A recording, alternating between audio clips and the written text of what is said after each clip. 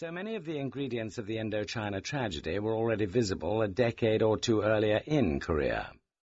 The political difficulty of sustaining an unpopular and autocratic regime, the problems of creating a credible local army in a corrupt society, the fateful cost of underestimating the power of an Asian communist army. For all the undoubted benefits of air superiority and close support, Korea vividly displayed the difficulties of using air power effectively against a primitive economy, a peasant army. The war also demonstrated the problem of deploying a highly mechanized Western army in broken country against a lightly equipped foe. Many of the American professional soldiers who served under MacArthur or Ridgway did so later under Westmoreland or Abrams. When they reminisce about the campaigns of 1950 to 53, it is striking how frequently slips of the tongue cause them to substitute Vietnam for Korea in their conversation.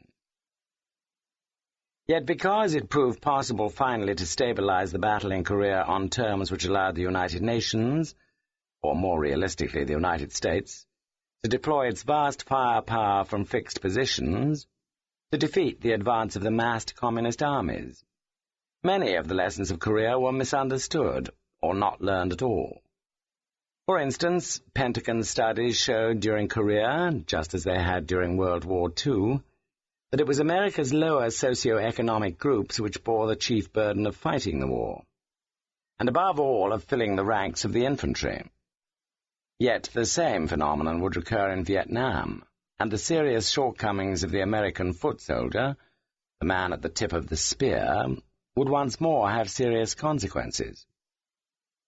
In Korea, the Communists enjoyed the opportunity to learn a great deal about the limits of Western patience, the difficulties of maintaining popular enthusiasm for an uncertain cause in a democracy. By the time the armistice was signed at Panmunjom in August 1953, after a mere 3 years of hostilities, the Western Allies had become desperate to extricate themselves from a war that offered so little prospect of glory or clear-cut victory. Yet in Korea the Communists had provided the most ruthlessly simple casus belli, the most incontrovertible provocation by aggression, to be offered to the West at any period between 1945 and this time of writing. As in my past books, I have sought to explore the Korean War through a combination of personal interviews with surviving participants and archival research in London and Washington. In the course of writing it, I have met more than 200 American, Canadian, British, and Korean veterans of the conflict. Perhaps the most exciting aspect of my research has been the opportunity to talk to Chinese veterans, granted to me in 1985 through the good offices of the Peking Institute of Strategic Studies, and the help of the late and much-lamented Colonel Jonathan Alford of the International Institute of Strategic Studies in London. One of the possibilities that first attracted me to the project was that, in the new mood of détente between China and the West, it might be possible to gain some access to a Peking perspective upon the Korean War. After months of discussion and correspondence, this indeed proved to be so. There are no German or Japanese triumphal museums commemorating World War II. It is an eerie experience for a Westerner to walk through the great halls of the Peking Military Museum, gazing upon the trophies of captured British Bren guns and regimental flashes, American .50 caliber machine guns, helmets, and aircraft remains. Yet, if my visit was a measure of how much has changed between China and the West, it was also a reminder of how much remains the same. There is still a great display given over to America's supposed 1952 bacteriological warfare campaign against North Korea.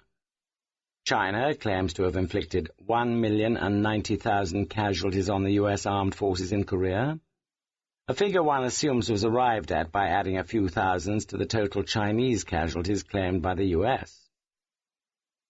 I spent some fascinating days and nights in Peking and Shanghai, listening to Chinese veterans describing their battlefield experience in Korea.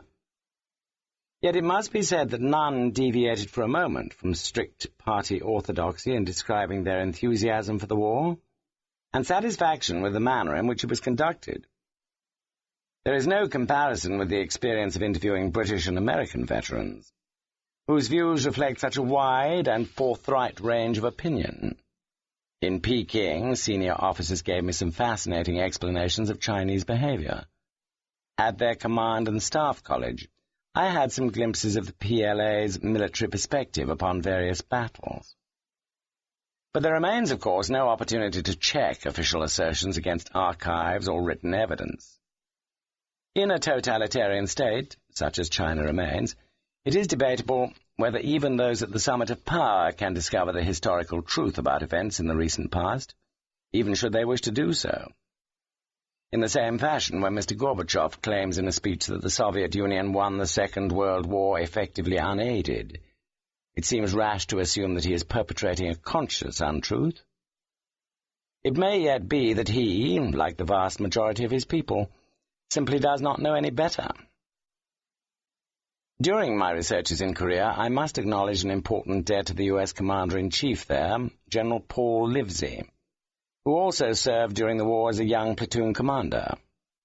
To British and American officers who provided me with facilities to visit key locations, such as Panmunjom and Gloucester Hill.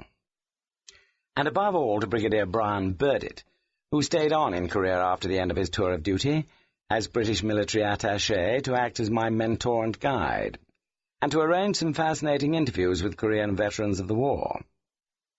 I made a decision at the outset to make no approaches to Pyongyang while writing the book. If truth remains an elusive commodity in China, in North Korea it is entirely displaced by fantasy. It seems impossible to gain any worthwhile insights into the North Korean view of the war, as long as Kim Il-sung presides over a society in which the private possession of a bicycle is considered a threat to national security. General Sir Anthony Farrar Hockley was himself writing the British official history of the Korean War, while I was working on my own book. With characteristic generosity, he arranged for me to have access to some of the key official files in his care. He himself remains, of course, one of the most fascinating witnesses of the Korean drama. Not only did he win a Distinguished Service Order as adjutant of the Gloucesters in their stand on the Imjin in April 1951, but he returned from 2 years' Chinese captivity with a reputation for indomitable courage and determination. His official history will clarify a host of details about British participation in the war, and no doubt add new revelations. In Britain and the United States, I interviewed as wide a cross-section as possible of officers and men of all three services. I did not, because of their great age, seek meetings with a handful of the most senior officers who survive. From past experience I have found that very elderly veterans have long ago said and written all that they wish about their great campaigns. To discuss these again merely starts a conversational train running upon familiar railway lines. It becomes fraudulent to acknowledge their assistance because it is so rare that they wish to say anything of substance. After 35 years, with very rare exceptions, the most helpful witnesses about the conduct of a campaign are those who held regimental and battalion commands, and staff officers who served under the principal commanders, whose memories are often remarkable. I shall always cherish the 4-hour word portrait of MacArthur's headquarters at the Daiichi, drawn for me by that great and wholly delightful American soldier who served there in 1950, Colonel Fred Ladd. Likewise, I am much indebted to Brigadier General Ed Simmons, USMC, who is not only director of the Marine Corps Museum in Washington, but also a veteran of the Chosun campaign, and an uncommonly shrewd critic of the Korean experience. This book, like those I've written upon other campaigns, does not purport to be a comprehensive history. The most scholarly account of pre-war Korea is that of Bruce Cummings. Even after 25 years, the British author David Rees's Korea, the Limited War remains the best overall narrative, above all about the American political aspects. More recently, Joseph Goulden uncovered new American archival sources for his Korea, the Untold Story. Dr. Rosemary Foote, of the University of Sussex, author of The Wrong War, and another pioneer researcher, was characteristically generous in discussing her own reflections and sources about